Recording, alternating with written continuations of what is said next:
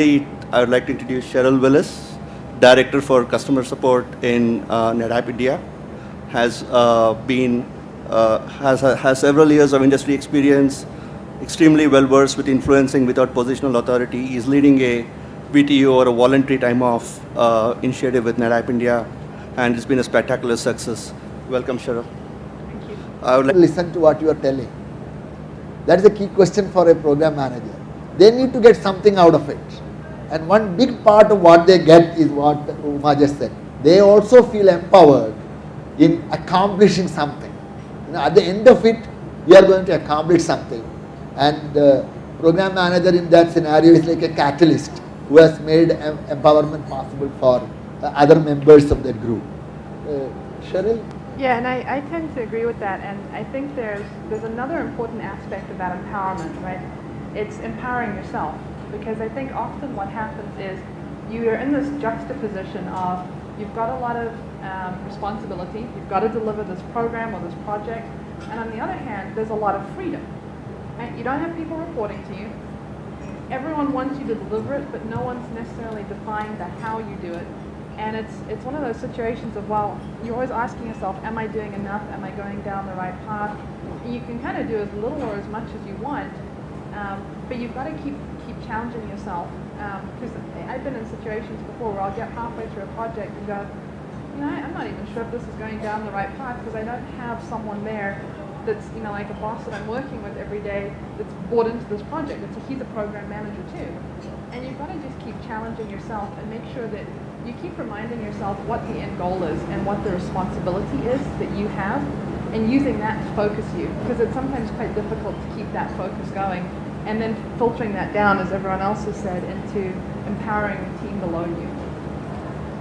That's my point in the sense, in a large group, we all have a little bit of ego on the table, and to take back an opinion I gave or a stand I took among a large group of people, even if I think I didn't do the right thing, is little trouble. You know, most of us find it hard.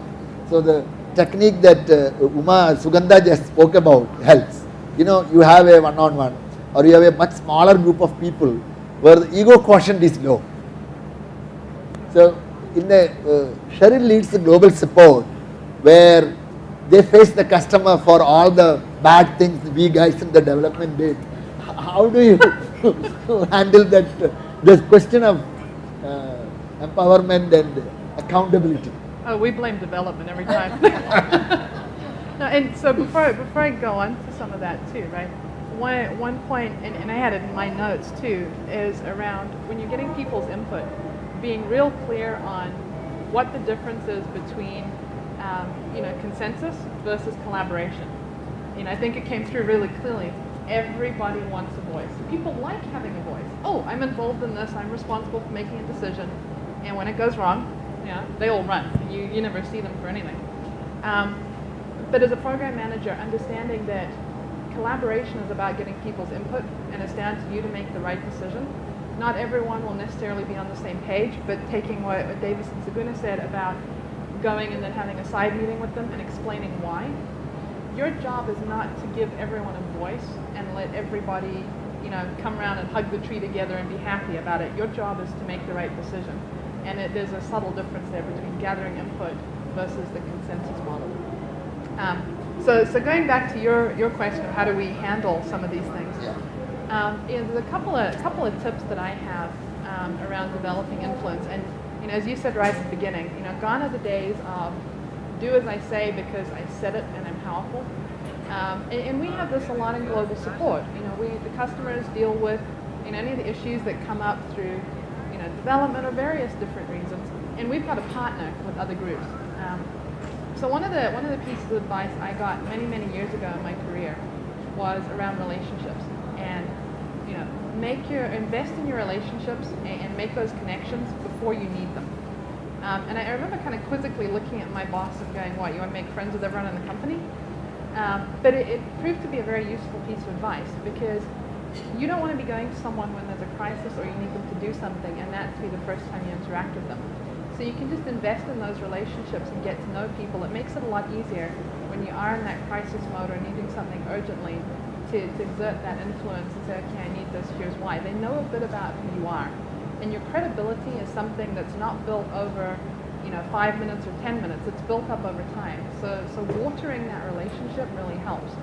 And there's a lot of personal style that comes into it too, right? You can't go up and sit down with someone and ask them about their family and all those kind of things if it's something you're not comfortable with. But find things that you can connect with people on and build those relationships. And also in a program team, bringing the team together. So the team relationship and rapport is hugely important. You're going to be in situations where people sometimes haven't worked together before, and it'll be a tough situation. So you've got to find ways to get icebreakers going, or have a meeting and schedule lunch afterwards, just so that people get to know each other a bit more. You get a lot more out of them when you do that. The technical skill a program manager to bring is technical appreciation. I want to slightly use the word appreciation of the expertise, so that I distinguish between what I expect from a engineering manager or a subject matter expert and what program manager brings to the table. It will be more like technical appreciation, and I appreciate exactly each piece of that program or project and the difficulty levels involved. So that is the way to look at it. Probably that is what this lady could bring in, question you and make sure that the right piece is at the right place, and she may not bother about how it is done. So what is your view on this? Because so the piece that I wanted to build on, and I also agree with your technical appreciation analogy. I interface with a lot of very technical people. I have IT industry experience. I'm not storage technical. It can be really overwhelming when you're dealing with these very technical people, and you maybe don't know they'll start talking and you can follow it to this point, and then it goes down to the next level. It's like, all right, I have no idea what you just said, but let's try and figure it out. And it's really important not to be intimidated by that. You've got to do your homework on those areas, but don't let that intimidate you and drive behaviors of just making a quick decision or letting someone take the meeting in a different direction because you feel like if you say, hey, wait a minute, I don't understand this, you'll look like a fool. You've got to be able to ask those questions. But building on your point of the value proposition of what does the program manager bring to the table, one of the ways to also help enroll people is help them understand what they bring into the program management team. People always want to know that in the back of their mind, it's what's in it for me. And if you talk to them about how it meets their goals, what they get out of the program and the project, and also what they bring to the team to the table as a team member, it often really helps enroll people, and they become a lot more focused on it because they understand what role they play. They're not just another person around the table participating in something that they don't really know why they're doing it. So that's some of my experience. Cheryl, would you like to add to that? So I think what Uma said is very powerful, right? And it's that believing in yourself and believing that okay, something's gone wrong, I can turn this around. And sometimes you have people on board for that, sometimes you don't. But I've learned the most in life when I've made a mistake. And I've made some pretty horrendous ones throughout my career. And you learn from it and you go forward. And when you get to that mindset of, this is how I'm going to approach this, can't do anything to change the past, but I can make sure I don't make this mistake again, and you can move that forward. And I think you mentioned something about sometimes not having the right people on the team. So that's always a tough one, right? Because you don't manage them. So you can't go, all right, I'm putting you on a performance improvement plan and you're not going to be on this project anymore. But look at what you do have within your control. In any situation, you have control or influence over something. So the first thing you could start doing with that is, trying to see if you can have discussions with that person and bring them around to the right way of thinking. If that's not working, you can build that relationship with their manager. And you can approach it in a very neutral way and go, look, I'm having a challenge with this. Can you you manage this person, can you give me some advice on how I can work with them better to do this? And you'll get some pointers either from their manager who says, oh, I found this works really well. Or they'll say, you know what, I've seen some of the same problems. Try this for a couple of weeks and maybe we need to swap them out, let me know. But you start sowing that seed without going in there like, bull in a china shop and saying, you've got to get rid of this person. There are different techniques that you can use, and it's always a good thing to just stop and look at, okay, what do I control, and what are my options? I might not be able to completely solve this on my own, but there's always some actions there that you can take. So, Cheryl, in global support, you have this escalation manager, right? So, how does that role work? I told you, we just blame development. We don't tell you that though. But no, so in our environment it's slightly different because normally the escalation will be around a specific customer issue. And the customer's kicking off because there's a problem and they want it solved immediately. So I think many of the points that you brought out are right. You don't bring in the blame situation, and there's some things that you deal with in the heat of the moment, and there's some things that you deal with afterwards, and you've got to break those two up. In the heat of the moment, your key concerns are, what do we need to do to take this forward, here and now? So particularly in global support, you'll have a customer situation. It's like, I don't have time to tell you what you did wrong or what I think I did wrong. What do we need to do to fix it? Let's work on that. And then to do a debrief afterwards. And there's different elements of that. One is to start off by saying, okay, what could we have done better? And to take the lead and start with some reflection on what you think you could have done better. Because that kind of sets the tone, right? No one wants to feel like, oh, I'm going to sound like the silly one in the corner. But if the leader starts with that, people are suddenly a lot more open. And you might get the person saying, actually I think I did this really badly, and this is what I'm going to learn from. There are situations in everywhere where you have people that are just the wrong person in the wrong role, and you see that issue happening perpetually. They may even understand they're not doing a good job, but if you work through it with them to see can they change and improve, and can you help them? And again, if they don't, you've got to take that up to the next level, and it's about how you do it. It's about going in and talking through it and being open to the person above giving you a completely different perspective and being open to change of view. I've had many times where I've gone in and I've had a view of, this is wrong, this is what we have to do about it, let's not talk about it, just go. And I always kind of catch myself in those situations and go, okay, you need to go in with a different approach.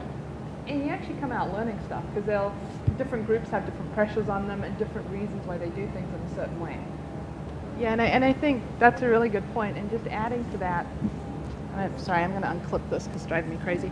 A practical way of doing that too is when you're sending something out or you're making a decision on something, to make sure that your manager doesn't override that decision, have a conversation with your manager beforehand and just go, hey, this is the situation.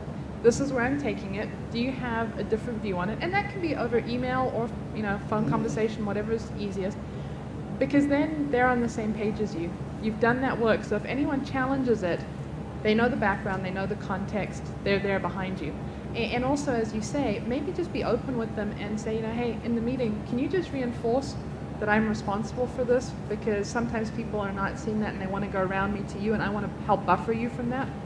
And doing those two things will really help your relationship with your manager, and it'll help them feel like they can hand over that trust, and it's like, okay, she's got this. And if there's a problem, she'll come talk to me about it. So it's just something practical that might help. There was a question here, yeah. Hi, I'm Shruti from Cisco Systems. Hi, I'm a PhD student at North Carolina State University.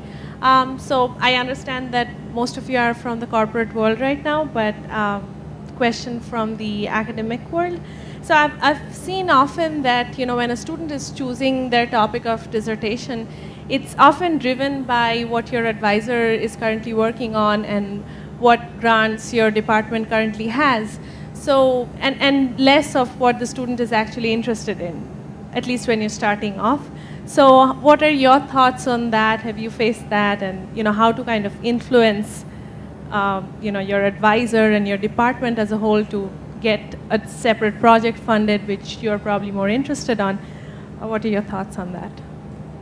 Yeah, and the other thing that I would add to this, I'm not sure how your university works. When I was going through something similar, we could choose who the supervisor was. Yeah, and that is a hugely important choice, right? You've got to find someone. You may not get the chance to do exactly what you want to do, but if you align yourself with the right supervisor, and it's not just someone that thinks about the topic the same way, but someone also that you can connect with on a personal level, that's really an important choice. Thank you. I think we saw an example of Davis being an excellent program manager.